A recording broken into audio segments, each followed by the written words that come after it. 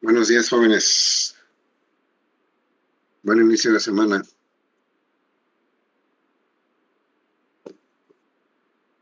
Buenos días, profe. Bueno, sí me escuchan bien, ¿verdad? Sí. Bueno, muchas gracias. Pues vamos a iniciar. Esta semana seguimos con nuestro temario. Hoy vamos a hablar de los modelos de procesos de desarrollo. Para después abordar dos temas que de acuerdo al programa, en nuestro programa.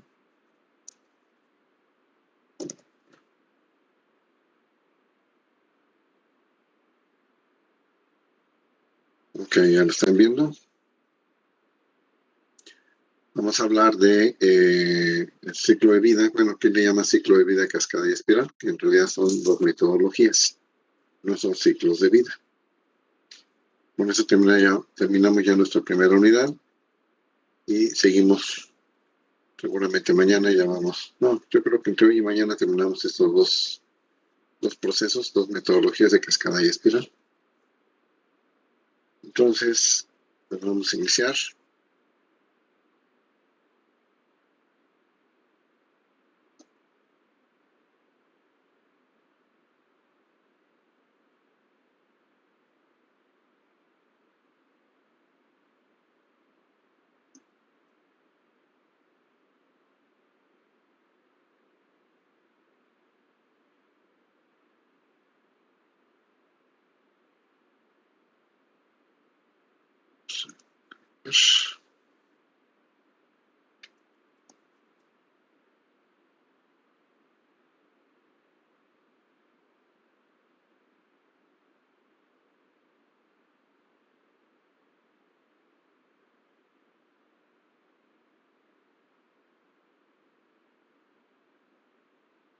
Bien, entonces veamos los modelos.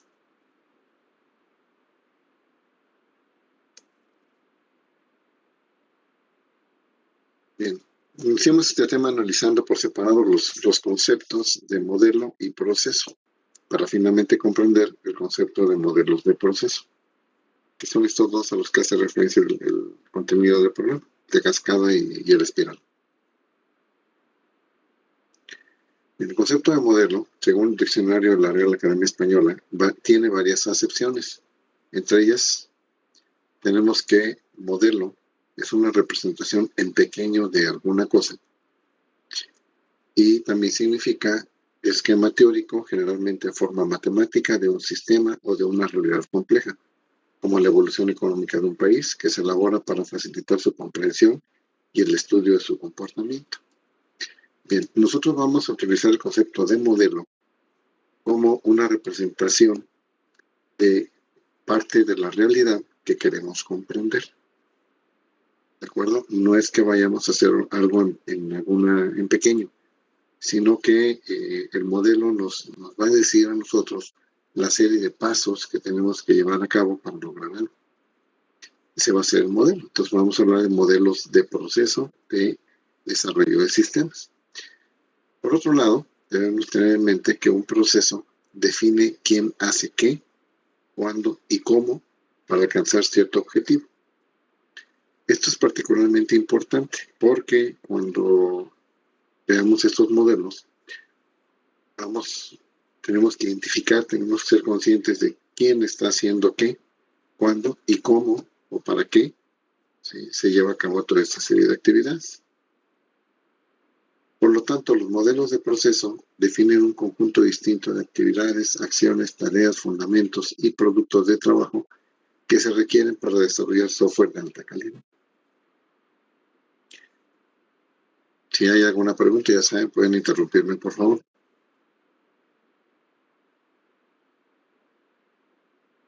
Bien, estos modelos de proceso no son perfectos, pero proporcionan una guía útil para el trabajo de la ingeniería del software. Los ingenieros de software adaptan alguno o algunos de estos modelos de procesos a sus necesidades y después los siguen. Con eso lo que les quiero decir es que un modelo de proceso como el que vamos a ver de cascada y espiral son herramientas que nos dicen cómo hay que hacer las actividades, que nos marca el ciclo de vida del software, que nos dice el qué. pero no son rígidos, ¿sí? Los podemos y los deberíamos de adaptar de acuerdo al tipo de proyecto de desarrollo de software que tengamos.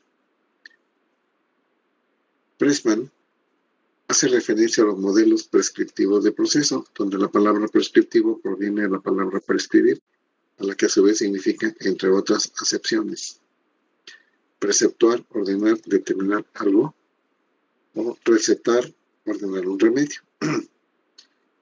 Ya este autor, Pressman, en 2005, hace referencia a estos modelos prescriptivos que en teoría lo que pretenden estos modelos, este tipo de modelos, es que cuando tú encuentres una similitud del sistema que quieres desarrollar en relación a uno de estos modelos, pues ya existe la receta. Eso es lo que se pretende, ¿no? Mira, ya no pierdas tanto tiempo, dado que tu proyecto tiene tales características, utiliza este modelo. Siempre con la intención de facilitar el trabajo de desarrollo. Los modelos prescriptivos de procesos se propusieron originalmente para ordenar el llamado caos del desarrollo de software. La historia ha indicado que los modelos convencionales han traído consigo cierta cantidad de estructuras útiles para el trabajo en la ingeniería de software y han proporcionado un camino a seguir razonablemente efectivo para los equipos de desarrollo de software. Con esto lo que les quiero decir es que no hay un solo proceso que sea infalible. En ninguno de estos modelos, sí, al final de cuentas son eso, un modelo que podemos seguir, pero insisto, vamos a tener que adaptar de acuerdo al proyecto que estemos desarrollando. Sin embargo, el trabajo de la ingeniería de software y el producto resultante aún permanecen al borde del caos. ¿Qué significa eso del borde del caos? Este concepto se define como un estado natural entre el orden y el caos, una relación estrecha entre la estructura y la sorpresa. Existen algunos ingenieros de software que toman los modelos con tal rigidez que llega un momento en que lejos de que ayuden a lograr un producto software de calidad, estorban. Terminan llenando formatos por llenar. No saben ni qué poner en los espacios, pero como el modelo lo pide, están hasta cierto punto con una necedad peligrosa de llevarlos de manera muy rígida. Entonces, esa es la exageración del orden. Pero si nos vamos al otro extremo, lamentablemente existen personas que toman estos modelos como mera teoría y entonces no la siguen. Y si ustedes quieren crear caos, inician actividades sin planeación. Y estos modelos implican planeación. Así que continuamente decimos que el trabajo en la ingeniería del software se encuentra al borde del caos. Es decir, o a veces nos vamos a la rigidez total, o a veces nos vamos a el desorden total. Y cualquiera de los dos extremos, la verdad, son muy peligrosos. El borde del caos se puede visualizar como un estado inestable estructurado en forma parcial. Es inestable porque es atraído constantemente hacia el caos o hacia el orden absoluto. Y no debe ser así. Es importante emplear los modelos de procesos porque proporcionan estabilidad, control y organización a una actividad que si no se controla puede volverse caótica. Eso es un hecho, ¿no? Yo insisto, ustedes como ingenieros, futuros ingenieros en mecatrónica, no veo que realicen algún circuito electrónico por ahí, sin que antes lo planeen. No los veo haciendo ese su trabajo de manera, pues como se les ocurra, ¿no? Como conforme van surgiendo las ideas. Evidentemente requieren de planeación, requieren de pruebas, requieren de modelos. Se van a ocupar mucho los modelos matemáticos para resolver los problemas que pretenden resolver. Pues aquí también se aplica eso, ¿eh? Bien. Algunas veces la aplicación de estos modelos se vuelve riguroso, que es lo que les decía. Sin embargo, todos los modelos de proceso se pueden y se deben adaptar para usarlos de forma efectiva en cualquier proyecto de software específico.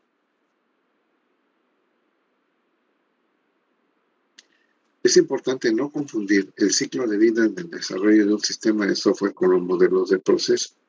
cosa que lamentablemente sucede con frecuencia.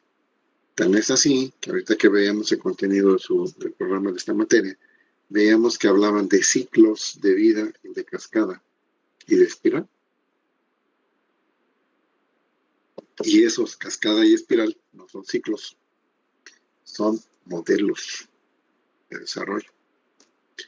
Entonces, lamentablemente se tienden a confundir, cosa que no debe suceder. El ciclo de vida de un sistema de software muestra las fases por las que se transitará hasta lograr el producto de software esperado.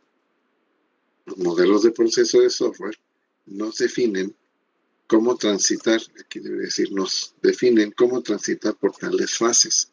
En otras palabras, el ciclo de vida nos indica qué hay que hacer y el modelo de proceso nos dice cómo hay que hacerlo. ¿Okay? Esta breve introducción respecto a los modelos de proceso pretende dejar bien claro esto último. El ciclo de vida, y ahorita lo vamos a volver a ver, el ciclo de vida lo que nos dice es qué es lo que tenemos que hacer. ¿Qué los tenemos? Estas son las fases del ciclo de vida. Todas las actividades que tenemos que llevar a cabo en cada una de estas fases, que ya lo vimos bien al principio de este curso, nos dicen qué hay que hacer, pero no nos dicen cómo. El cómo va a decir,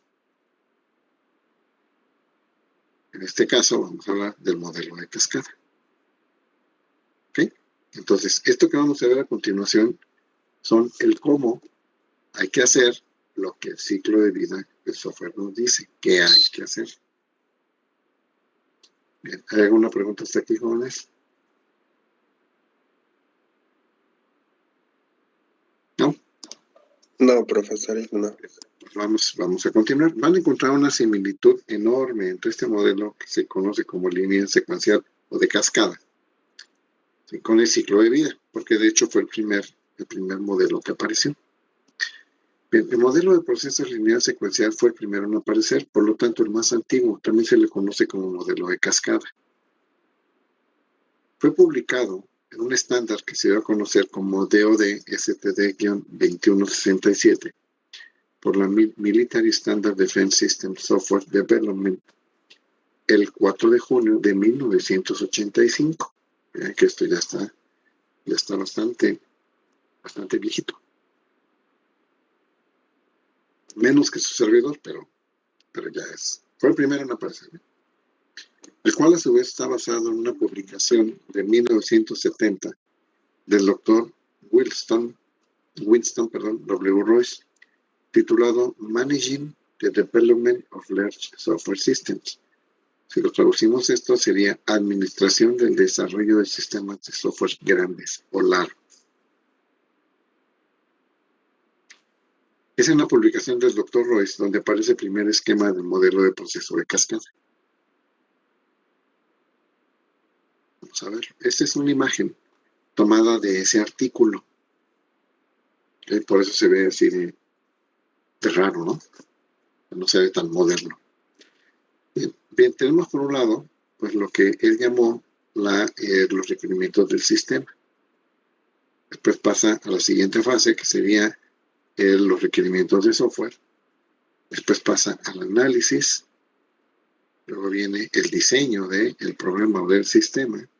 Después viene la codificación. Posteriormente las pruebas y la puesta en operación. Si ustedes observan, esto no es ciclo. ¿Por qué no es un ciclo? Porque no regresa. El ciclo tiene esa particularidad que es circular, regresa. El final se junta con el principio y vuelve a iniciar. Por eso esto no es un ciclo. Y se llama de cascada pues, por este efecto en que se le representó. Pero si tenemos en mente lo que son las fases del ciclo de vida, vamos a tener...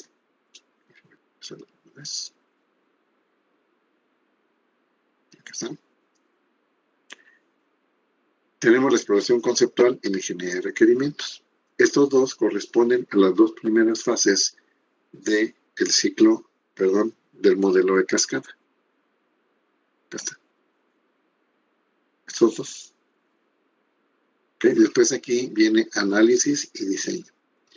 En el ciclo de vida no tenemos análisis, tenemos solo diseño, porque el análisis se forma parte del diseño. ¿Okay? Y sigamos viendo. Después viene la codificación, que se correspondería con la implementación o la programación, es donde se genera el código fuente. Por eso el doctor Royce lo llamaba codificación. Seguimos con el modelo de cascada, siguen las pruebas. Si vemos el ciclo de vida, también tenemos las pruebas. Si regresamos al modelo de cascada, viene la puesta en operación. Y ahí termina. De acuerdo al ciclo de vida, viene la puesta en operación, que serían estas dos: instalación y verificación, operación y mantenimiento. Acuérdense que el mantenimiento será después de que se dejó en operación. Tú no puedes darle mantenimiento a algo que no se usa. Es decir, yo no puedo darle mantenimiento a un carro que no uso. Bien. Y la fase del ciclo de vida de retiro del sistema no es considerado dentro del modelo de cascada. ¿Por qué? Porque estas actividades, el ciclo del modelo de cascada, lo que nos dice es cómo tengo que hacer las actividades del ciclo para desarrollar el software. Y esto es lo que hay que hacerlo para desarrollar un sistema de software.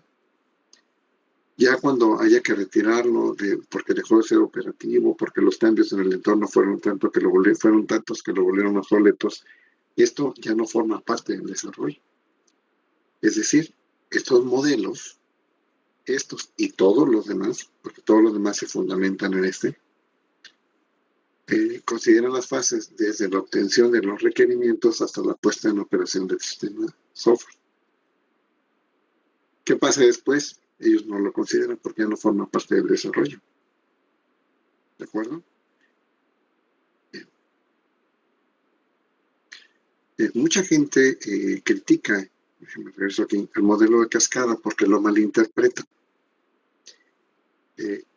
¿Por qué viene la malinterpretación? Porque ven esto como fases. Y si se fijan en el dibujo que hizo el Dr. Royce, parece que primero hay que terminar este proceso para después continuar con este y después continuar con este. Y hasta que termino con el análisis puedo diseñar, y luego hasta que termino con el diseño puedo codificar, y hasta que termine la codificación puedo hacer las pruebas, y así me voy. Entonces dicen que muchas veces ya en la práctica nos damos cuenta de que algo no se hizo bien al principio cuando llegamos hasta las pruebas. Pero fíjense ya hasta qué fase estamos.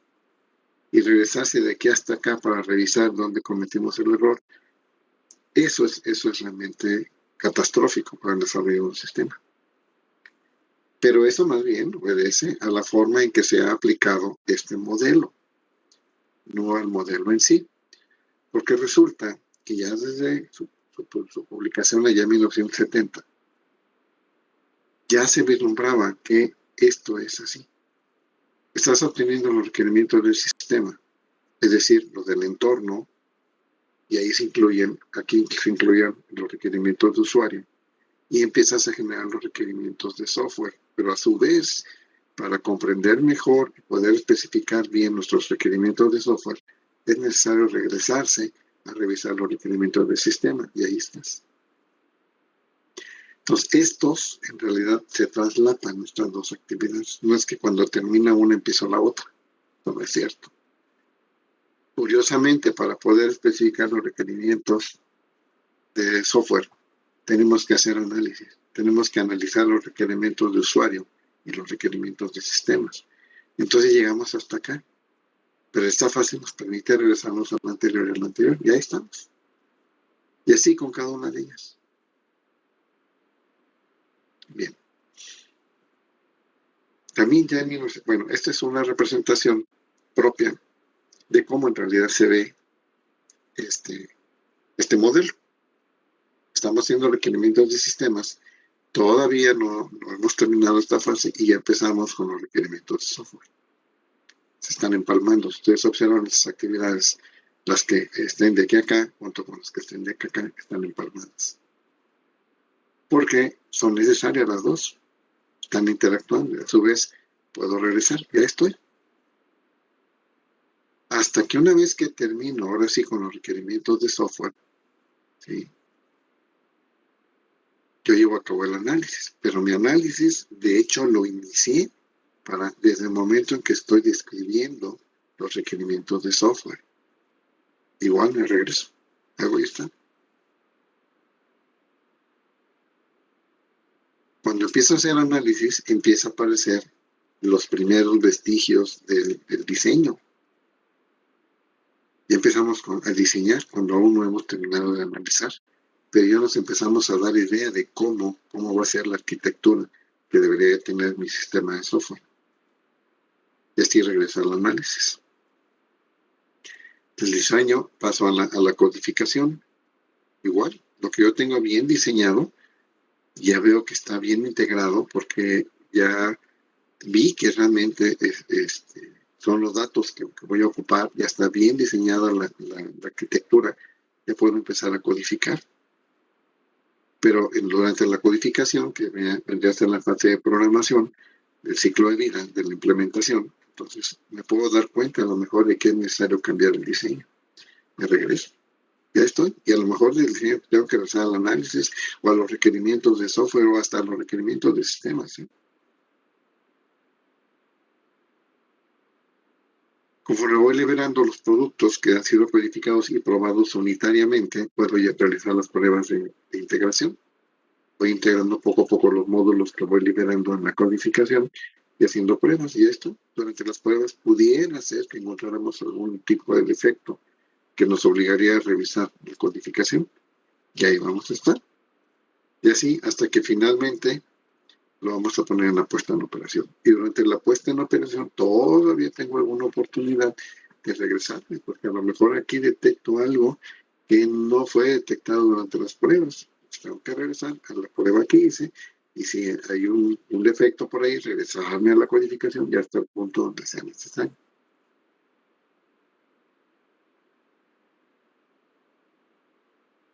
Bien, ya el doctor Ruiz detectó que muchas veces cuando se estaban realizando las pruebas, se encontraban aquí en esta fase, se encontraban errores de diseño. Entonces él ya lo especificó, si encuentras errores de diseño tienes que regresarte a este modelo. Perdón, a esta fase, la fase de diseño.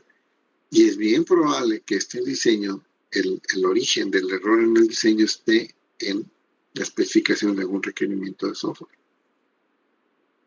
Entonces, él ya preveía esto, porque ya al ponerlo en práctica, detectaron que sucedía en ese tipo de cosas. Entonces, si se fijan, este modelo de cascada, les comento porque seguramente van a investigar ustedes algo o alguna vez se van a encontrar con alguna literatura, sobre todo en Internet, donde especifican que una de las deficiencias de este modelo es que no puedes continuar con la fase que sigue hasta que no terminaste con la anterior, y eso no es cierto. ¿Ok? Bien, entonces, cuando se detectó esto ya desde los años de 1970,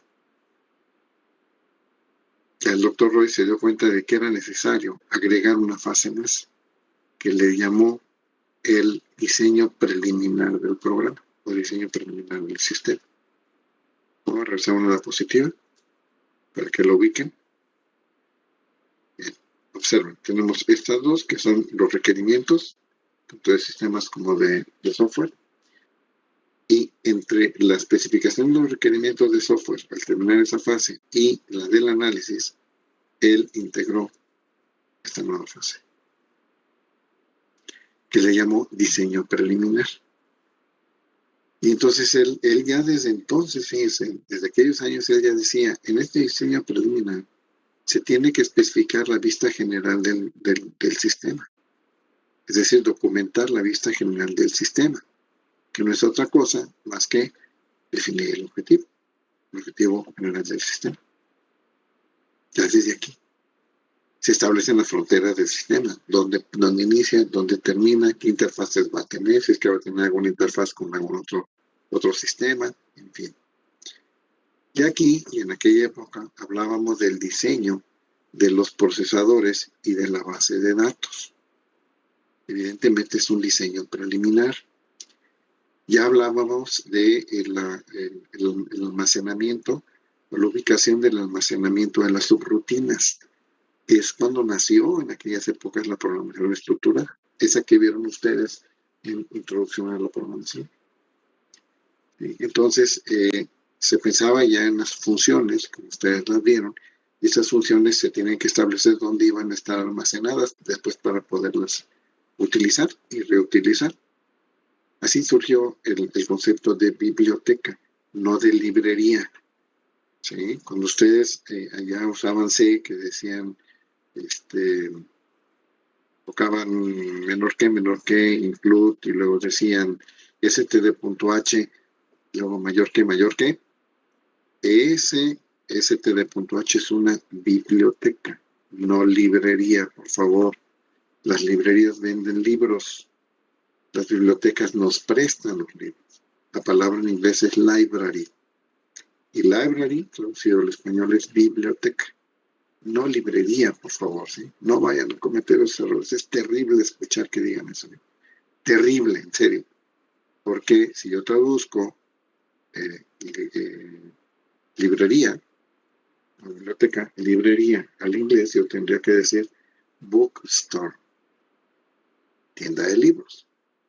Mucho cuidado con eso, por favor. Entonces aquí es donde especificábamos en qué bibliotecas iban a estar qué subrutinas o qué funciones, como ustedes las conocen ahora.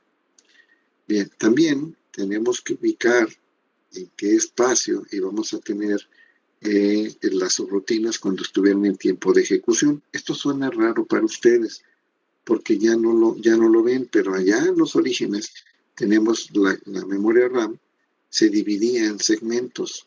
Y había un segmento específico donde se dejaba para la ejecución de los programas. Había otro segmento donde se dejaba para los ingenieros que estaban desarrollando los sistemas. ¿Sí? Y así tenemos dividida toda la memoria RAM.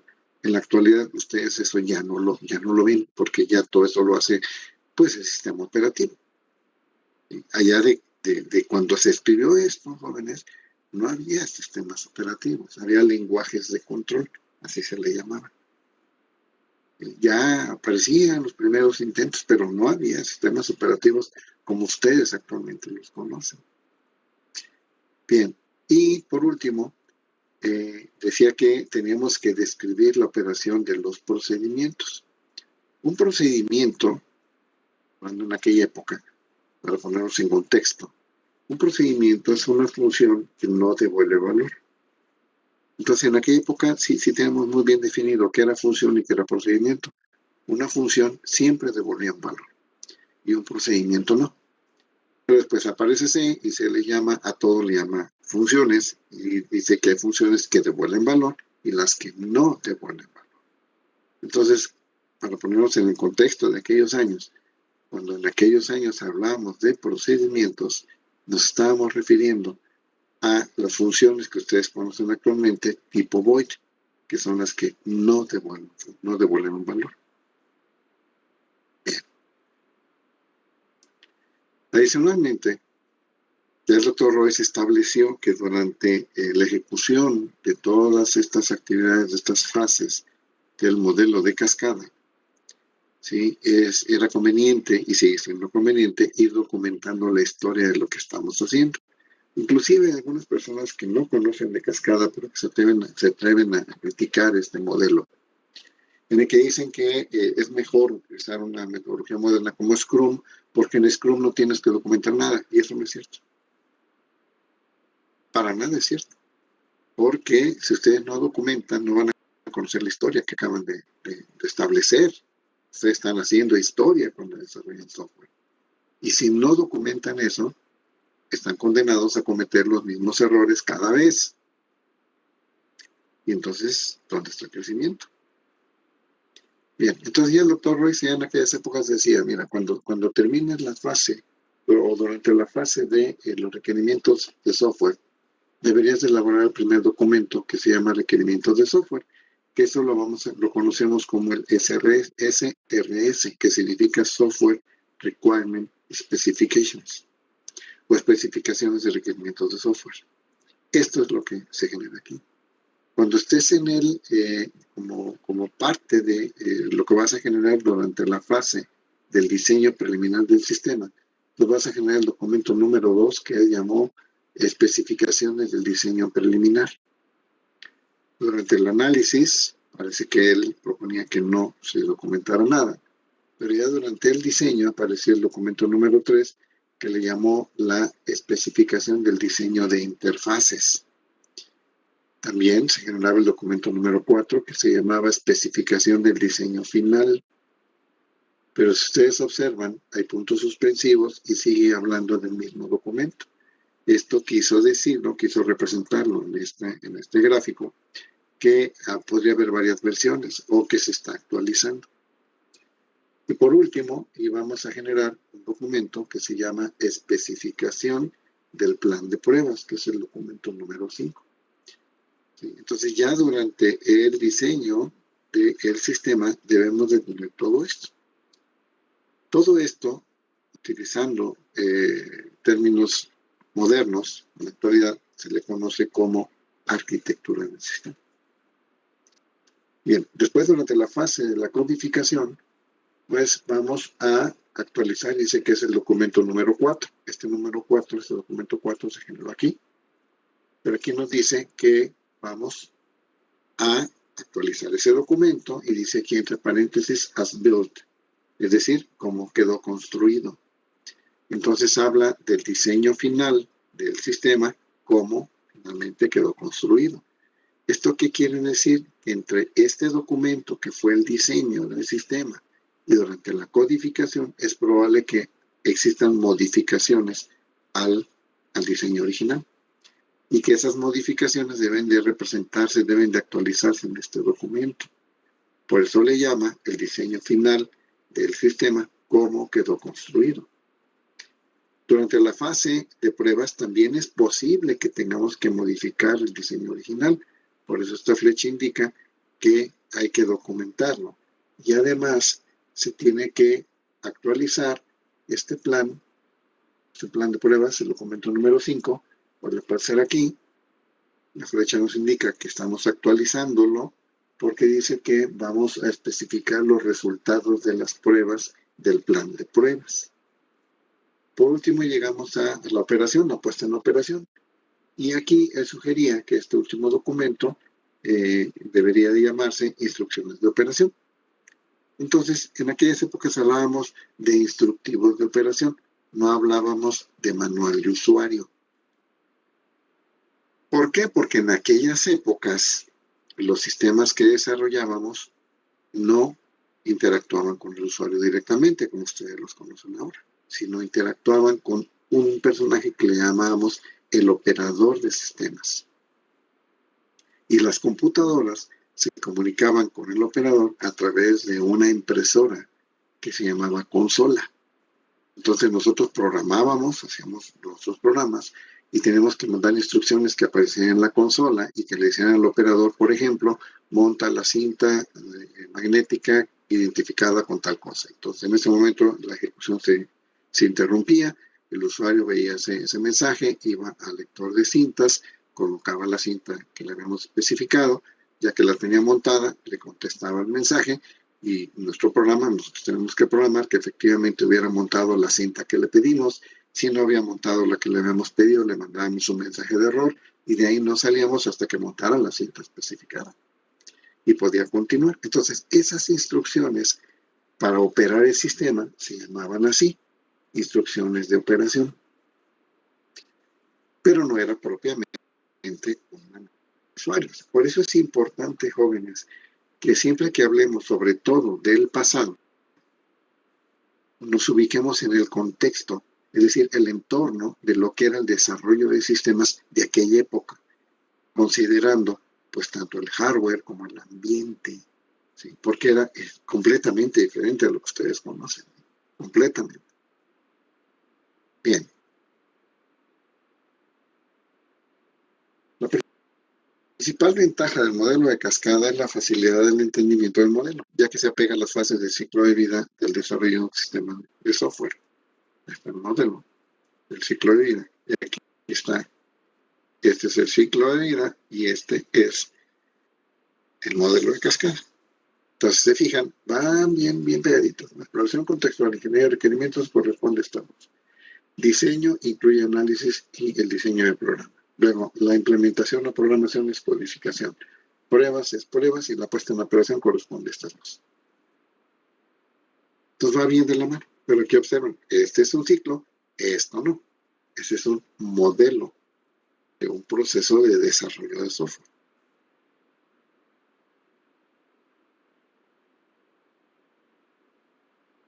Bien, quizás su mayor desventaja, según la literatura, es que en la realidad el desarrollo de proyectos de software rara vez sigue un comportamiento lineal.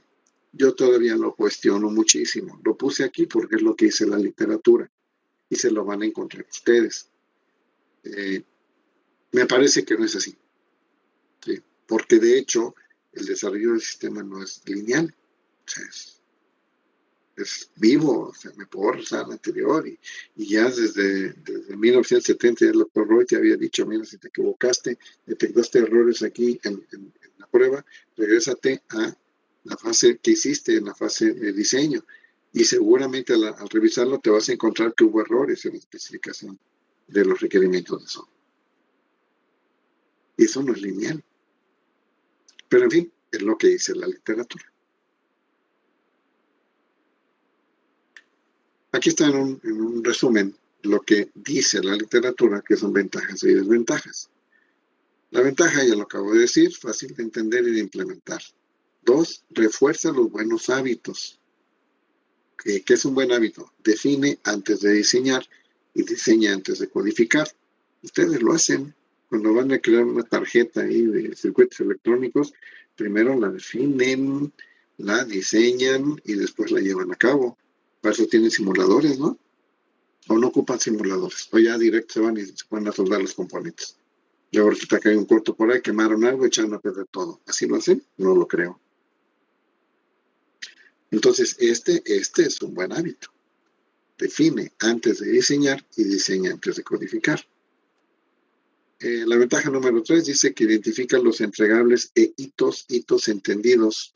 Me parece que no viene aquí la definición. Bueno, como los puntos importantes en el desarrollo del software, ¿no? Entienden, entre aquí está la explicación, entendiendo estos últimos como acontecimiento puntual y significativo que marca un momento importante en el desarrollo de un producto o en la vida de una persona. Estos hitos al que se refiere, pues es todo lo que en los esquemas que acabamos de ver, que el doctor Ruiz sugería ya que deberíamos ir documentando. Esos son los hitos. Y trabajan bien con entregables maduros. Es lo que dicen, ¿no? Entonces, la literatura, creo que eso lo tomé de Somerville. Las desventajas. El desarrollo de los proyectos de software en realidad rara vez sigue un comportamiento lineal, ya lo explicamos, y no se cuenta con versiones funcionales hasta las fechas tardías. Eso es cierto. ¿A qué se refiere este último? Déjenme regreso.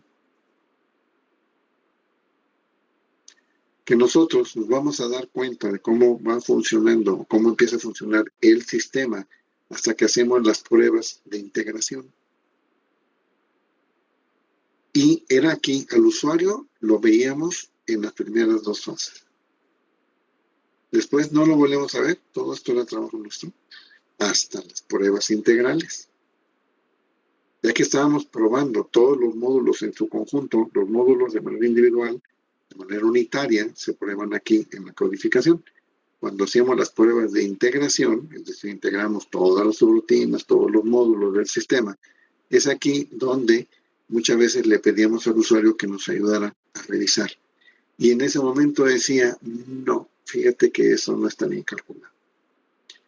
No, ¿cómo que no está bien calculado? Entonces me regreso al diseño. Oye, pero es que está diseñado de acuerdo a este requerimiento que tú dijiste. No, es que se lo malinterpretaste. Fíjate que no se calcula así. Se calcula así. ¿Se imaginan? Un cambio así. Un error cometido acá, en estas fases y en darnos hasta acá. Imagínense cuánto tiempo y esfuerzo ya se había invertido para darnos cuenta que hubo una omisión o una mala interpretación de un requerimiento. ¿Y por qué se da esa omisión o mala interpretación? Porque nosotros no hablamos el lenguaje ni tenemos el conocimiento que el usuario tiene respecto del dominio que él maneja. Nosotros sabemos de bits y de bytes, pero de cómo hace el trabajo, su trabajo, el usuario, ¿sí? Y cuando hay desconocimiento es bien fácil que podamos cometer errores aquí, malas interpretaciones y hasta omisiones, porque no entendimos del todo. Si lo aplicamos así, este modelo como está, esa desventaja es cierta. Esa yo la viví y la sufrí varias veces. Se fue corrigiendo. ¿Cómo se fue corrigiendo? Bueno, documentando lo que nos había pasado, y cuando íbamos a iniciar otro proyecto, revisamos qué errores habíamos cometido y decimos, no volvemos a cometer este error. Primero tenemos que documentarnos muy bien, conocer bien los procesos administrativos o de negocio que el usuario realiza para llevar a cabo sus tareas. Y eso, curiosamente,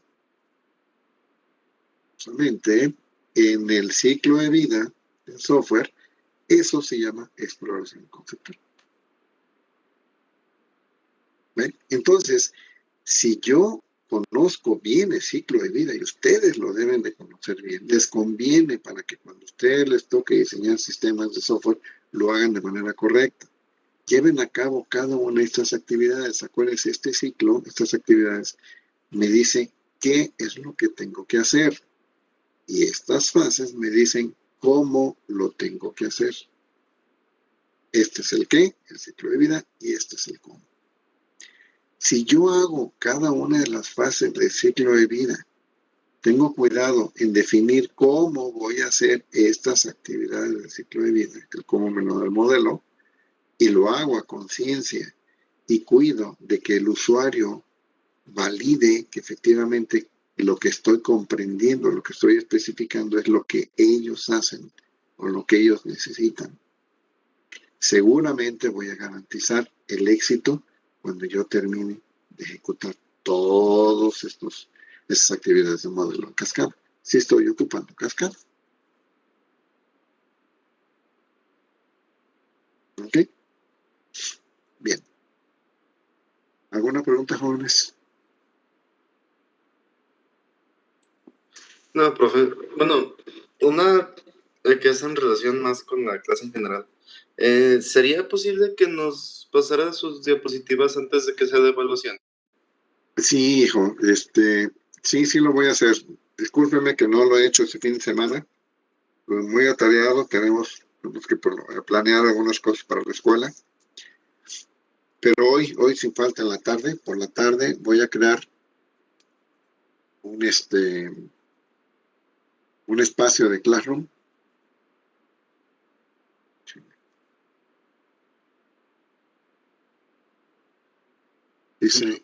Quise detener la grabación y quitarla, compartir. Déjenme volverlo a compartir. Sí, les voy a pasar esto que acabo de grabar la clase. Lo voy a subir como tal, el video. Ahí van a ver las diapositivas. Y me parece que tengo unos videos extras explicando solamente, no de una clase, sino la explicación, o sí que es solitario, de estas diapositivas. Y sí se los voy a pasar, porque evidentemente todo esto lo necesitan. ¿Sí? También les voy a pasar alguna literatura. Para esto voy a crear un espacio en Classroom. Les va a llegar, les voy a mandar la invitación para que tengan acceso a las diapositivas y toda la documentación que voy a poner en Classroom. También en Classroom les voy a aplicar lo que serían los exámenes, que ya vamos a elaborar el primero. Es una form, lo conozco como form de Google, y son puras preguntas de opción múltiple, o de cierto o falso. En ese caso, ¿sería posible que mande la invitación de Classroom aquí? Es Sí. que a mí no me han agregado. ¿A ti no te han agregado donde? ¿A Classroom? Ajá. Sí, lo que pasa es que Classroom, creo que aún no lo he creado, si mal no recuerdo, no lo he creado. Una vez que lo cree, te voy a mandar un correo dándote la liga, ¿sí? Con eso ya tú puedes entrar y tener acceso a ello. Y antes de aplicar cualquier examen, me voy a asegurar de que todos tengan acceso a ese Classroom. ¿Ok? Pero sí, hoy por la noche, me comprometo a que ya lo tengan para que mañana ya me digan todos, en caso de que alguien no haya logrado entrar por el chat mañana en la clase, les paso la liga, la invitación al Classroom. Ya hasta que me digan todos, ya lo tengo. Ok, va. Y normalmente el examen, yo confío en la honestidad de todos ustedes. Hay algunos compañeros que me aseguran que a través de las forms de Classroom tienen muchas posibilidades de copiar. Pues sí, es decisión de ustedes, ¿eh?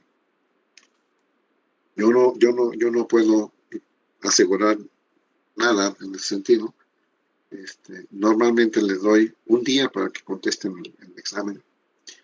Les voy a decir hasta qué videos tienen que revisar para contestar los temas que vienen en el examen para que lo pasen. Y yo sé que van a poder tener la posibilidad de tener el cuestionario abierto y por otro lado viendo el video. No importa, esto a mí no me importa. Finalmente, yo he comprobado que en los momentos de exámenes, y aquí no me dejarán mentir ustedes, es un momento muy bueno para aprender. O sea, ¿cuántas veces no nos pasó que estamos sobre todo con los exámenes de matemáticas? Y estamos haciendo acá el examen bien, y de repente nos pican la espalda y ese compañero de atrás que nos dice que me haga de ladito para ver el procedimiento. Y pues me porto bien y me hago de lado pues, para que pueda ver. Y luego él lo está viendo y dice, oye, estás mal allá. Y tú, no, yo estoy bien. Y el otro, oye, pero ¿cómo tuviste X? Entonces le enseñas el procedimiento y el otro, no, mira, revísalo. Y se dan cuenta entre los dos que efectivamente a lo mejor me estaba equivocando. Y ok, gracias. En ese momento hubo aprendizaje. No. Yo también fui estudiante, jóvenes. Y también me pasó eso. Yo fui un cobarde de primera, nunca copié. Pero no copié por miedo. No, me sentía yo mal. No, es una vergüenza enorme que me cache el maestro. Por eso no copiaba. Y entonces mejor me pone a estudiar. Siempre, no sé si lo hice por responsable o por cobarde, pero era lo que yo hacía. No, nunca copié, nunca. Porque me daba miedo. Pero yo se los dejo a ustedes, porque ustedes deben ser responsables de su aprendizaje. O sea, yo hago mi trabajo, yo me levanto temprano, tengo las diapositivas hechas, me informo, trato de que haya un ambiente de confianza entre todos nosotros para que puedan preguntar las dudas que tengan. Pretendo darles todas las facilidades para que realmente el conocimiento se ve. Pero si a pesar de eso ustedes quieren copiar, bueno, pues ahí ustedes, ¿no? Yo sé que a la hora de la hora que tengan que hacer un robot y tengan que programarlo y que tengan que meterse con tarjetas Arduino y esa programación está basada, orientada a objetos y entonces resulta que me la pasé copiando todo, no, de metodologías no puse atención, seguí copiando y a la hora que lo tengo que hacer, ¿qué va a pasar? Que no puedo hacer el trabajo. Entonces voy a tener que buscar a alguien más que sí sepa programar, porque yo soy muy bueno con las matemáticas a lo mejor y con los circuitos y todo, pero a la hora de la programación de software tengo que depender de otro. Y entonces voy a tener que hacer equipo con otro, que no está mal hacer equipo, ¿no? Pero eso yo se los dejo a ustedes, ¿eh? Es lo que le digo a mis compañeros, miren, yo más no puedo, o sea, yo voy a hacer lo que a mí me toca hacer.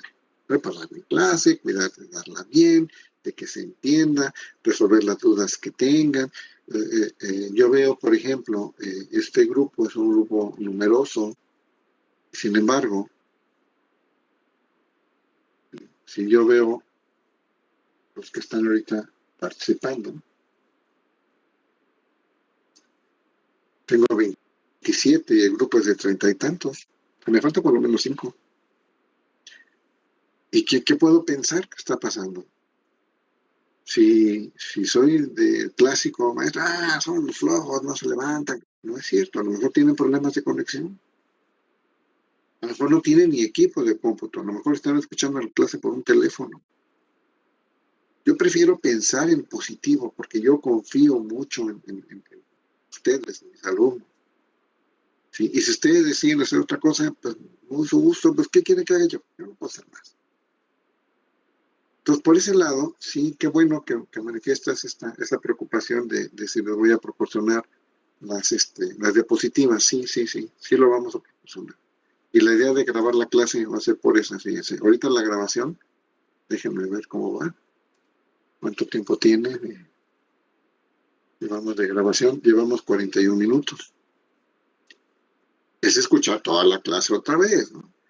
Pero yo tengo un video aparte de esto que dura 5 minutos explicando todo esto. 5 o 12 minutos, normalmente no me paso de 15. Voy a subir los dos para que ustedes decidan cuál escuchan. Si el de la clase o el de la explicación, solamente las diapositivas. Pero ahí van a tener todo.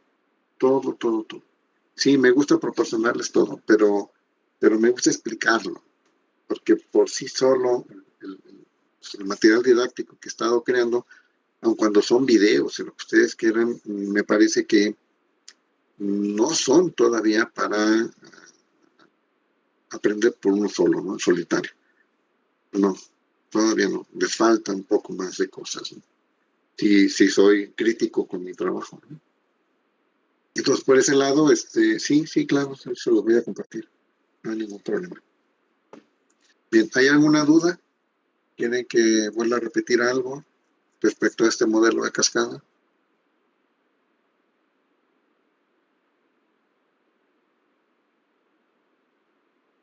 ¿No? No, profe, todo bien. ¿Todo bien? Bien. Hay un modelo más que no viene dentro del programa. Si yo veo el programa de ustedes, dice que tenemos que ver los modelos de cascada y espiral. Pero hay un modelo que se llama modelo en V. Este modelo en V para los mecatrónicos les es muy útil. Es idéntico, bueno, se basa en el modelo de cascada, se basa en esto. Pero eso tiene la forma de una V, porque resulta que una de las primeras fases, como ustedes tienen que hacer diseño tanto de software como de hardware, ¿sí? Tienen que diseñar de manera casi simultánea tanto el hardware como el software. Por eso es en V. Entonces llevo a cabo una actividad de este lado, de una de las líneas de la V, y llevo a cabo las del otro lado. Entonces ahí me la llevo. Van relacionadas una con otra hasta que termino finalmente con el proyecto. Es bien similar, son casi las mismas fases que del modelo de cascada, pero ordenadas en forma de V, o sea, modelo V. Y yo he encontrado que para los mecatrónicos les es bien útil. Me llama mucho la atención que no aparezca aquí, pero lo vamos a ver. Vamos a ver el modelo de cascada, de espiral y de V. Pero la base de todos los modelos, porque hay muchos modelos más, muchos más, pero la base de cualquier modelo de desarrollo de software está fundamentado en lo especificado en cascada. Y algunos se preguntarán por qué basado en el de cascada, porque cascada pues está muy apegado al ciclo de vida. Entonces, si no me gusta cascada, bueno, pues entonces nada más ten cuidado de que cumplas con el ciclo de vida. Si ustedes cumplen con estas fases del ciclo de vida, su proyecto va a estar bien. Acuérdense, este ciclo de vida, estas fases nos dice qué hay que hacer y el modelo nos va a decir cómo hay que hacerlo. Eso es muy importante que no lo confundan, ¿eh? Este es el qué y este es el cómo. Es como tienes que obtener la derivada de tal función. Ok, ¿cómo lo hago? Entonces ya vemos toda la teoría de la derivada. Pero si yo no entiendo el concepto de derivada, pues ya valí, ¿no? Entonces, es algo muy similar. Esto es el qué y esto es el cómo. El qué y el cómo. ¿Ok? Y sí les voy a pasar esa información. Bien. Entonces, preguntas, ¿no hay?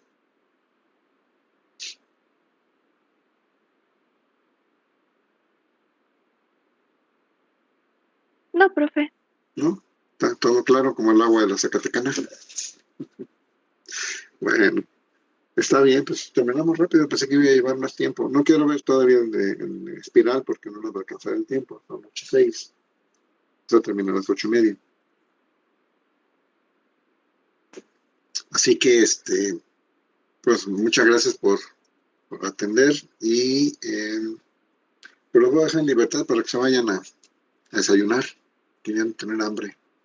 Si son como yo, hasta ahora ya tengo hambre. Entonces, para que desayunen y puedan estar a tiempo en su clase. ¿Okay? Gracias, profe. No, al contrario de ustedes, muchachos. De veras, muchas gracias. El día de mañana, al rato, creo en Classroom, mañana confirmamos que hayan recibido todos la invitación y subo las clases porque son varios videos que hay ahí. Entonces lo subimos y ya empezamos a platicar sobre ello. Incluso si gustan, hacemos un ejercicio de un examen. Yo lo llevo a cabo para que vean qué va a pasar. Me imagino que han hecho exámenes a través de Classroom, a través de las forms de Google. Hacemos un pequeño ejemplo de cómo va a estar.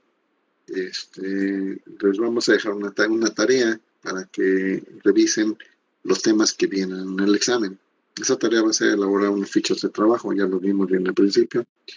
Voy a elaborar una junto con ustedes para que vean de qué se trata. Y lo lleven a cabo y al elaborar ustedes sus propias fichas de trabajo van a ver que ahí ya van a estar estudiando. Y ya cuando los temas que van a preparar sus fichas, de ahí vamos a sacar el examen. Entonces, para que realmente todo esto es con la intención de que ustedes logren el conocimiento, que yo logre dejar en ustedes el conocimiento de lo que es el desarrollo de sistemas. ¿De acuerdo? Bien, les iba a preguntar, si tuvieron la oportunidad de entrar a la plática de la semana pasada, la plática que dio la Unidad Politécnica de Derechos Politécnicos, o no entraron. Con toda confianza, no hay problema.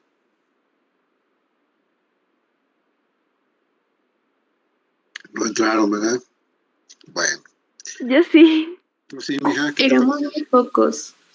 Sí, fueron bien poquitos, por eso les pregunto.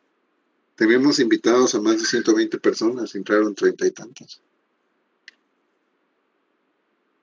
Así como la cuarta parte. ¿Pero qué te pareció, Carmina? Bueno, yo más o menos ya sabía sobre el proceso, porque soy egresada de CECIT. Ya, entonces ya sabías. Sí. Bien. Lo importante aquí, jóvenes, es que vamos a volver a repetir, no exactamente esa plática, pero vamos a tener una serie de pláticas. Porque es necesario que toda la comunidad, tanto alumnos como docentes, sepan que tenemos una plataforma, por llamarlo de alguna manera, tenemos sistemas, pues, de software que nos permiten llevar a cabo pues la exigencia de los derechos que tenemos como politécnicos. Es importante que tanto alumnos, toda la comunidad, alumnos, docentes y personal no docente, sepan que tenemos esos recursos que nos ayuden a garantizar nuestros derechos. Si yo lo quiero ver en lo individual, me conviene conocer qué puedo y qué debo de hacer en caso de que mis derechos se vean violentados, por quien sea. Y también sirve para en el caso de los docentes, que vean que los alumnos tienen esas herramientas para que tengan cuidado con la forma en que se comportan o nos comportamos con ustedes. Para que sepan que hay recursos. Pero lo más importante de todo esto, creo yo, es crear un nivel de conciencia en todos nosotros, ¿sí? De que los derechos se exigen, no se imploran, se exigen. Y si además yo cumplo con mis responsabilidades, con mis obligaciones, con mayor razón voy a exigir mis derechos. Que existen recursos y que le pierdan miedo, por favor, pierdan el miedo a esas represalias que todos podemos tener. Yo no digo que no los tengamos, todos lo tenemos. Yo tengo temor de represalias. por comentarles algo. El otro día salgo aquí de su casa, yo vivo aquí a un lado de la FGR, y volteo, veo hacia mi izquierda y 2 casas adelante de donde yo vivo, veo que sacan a una persona esposada. Y veo que lo suben a una camioneta. Y en esa camioneta no tenía placas. Y además no se veían como policías. ¿Qué pude haber pensado yo? Y además uno de los tipos se me quedó viendo. ¿Se imaginó? Sentí miedo, sí. ¿Qué tal que era un secuestro? Pero era un vecino. Y adelante todavía estaba una vecina también que vio todo. Entonces se van ellos, me acercó la vecina, le digo, oiga vecina, ¿qué pasó? Y si no, se estaba hasta temblando la mujer. Entonces vimos que dentro de esa casa donde habían sacado a esta persona, estaba la esposa, bueno, la señora que vive ahí. Bueno, no vive aquí, pero de vez en cuando viene. Entonces fuimos y le tocamos, oiga, está bien, porque vimos esto. Y se hizo la loca. Y resulta que la persona que se iban era el marido, que tenía problemas de alcoholismo y que se lo llevaron a fuerzas a un centro de rehabilitación.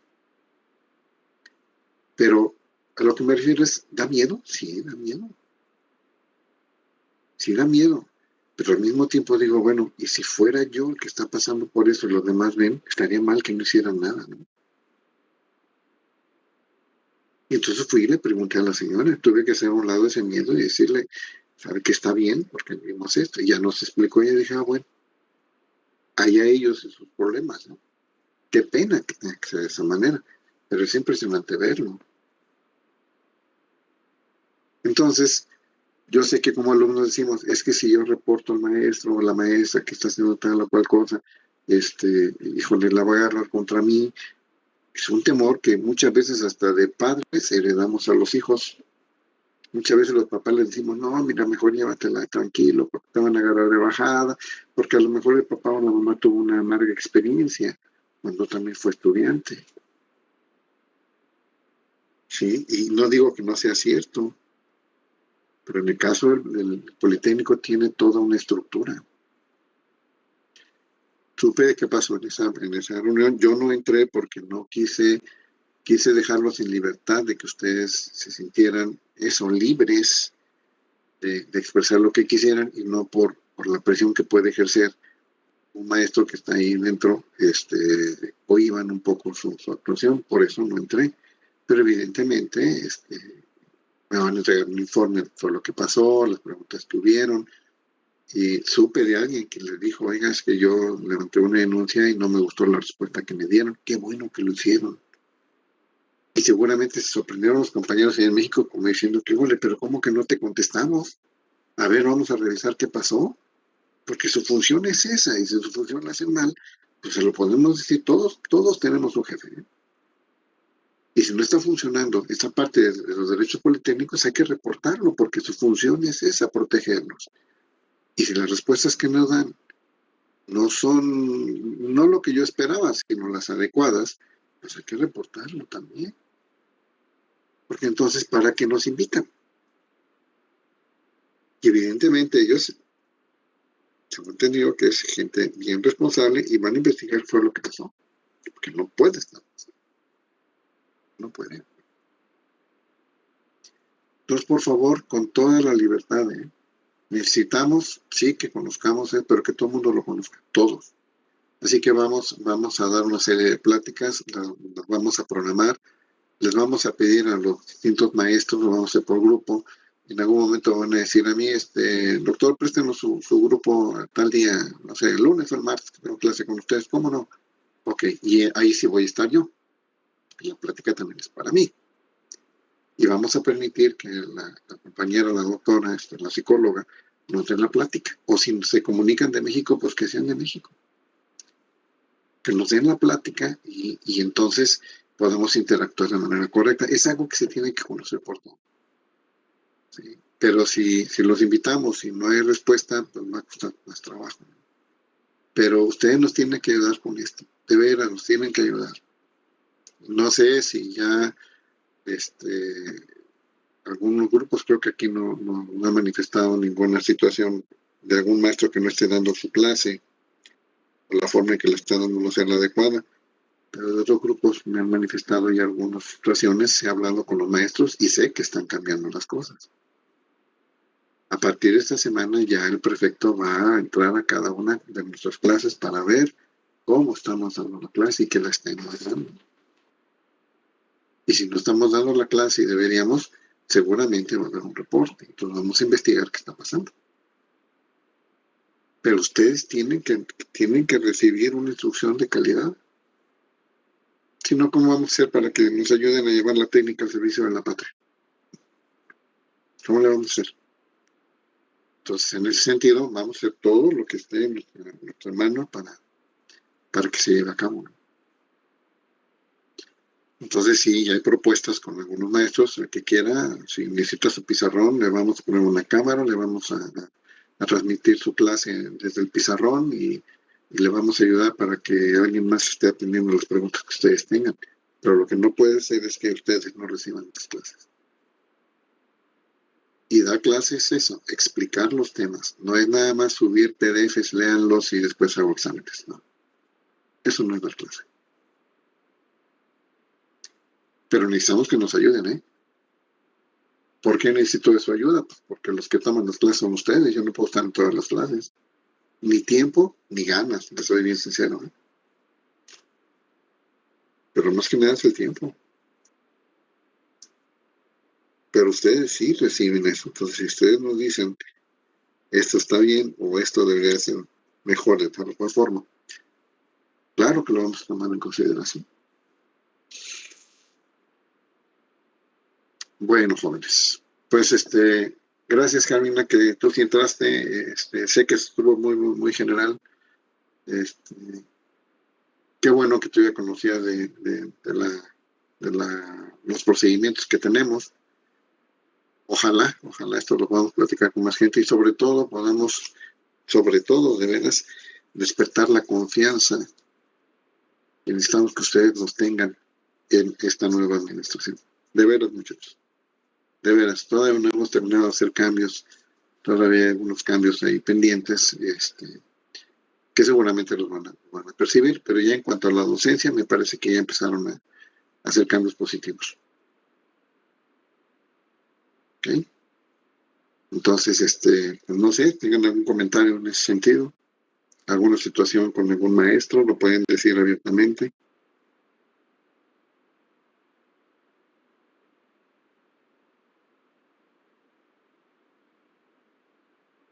¿No? No, profesor. Bueno, entonces los dejo. Que tengan muy buen inicio de semana. Cuídense mucho, por favor. Y nos estaremos escuchando el día de mañana, si Dios quiere. Ok, gracias por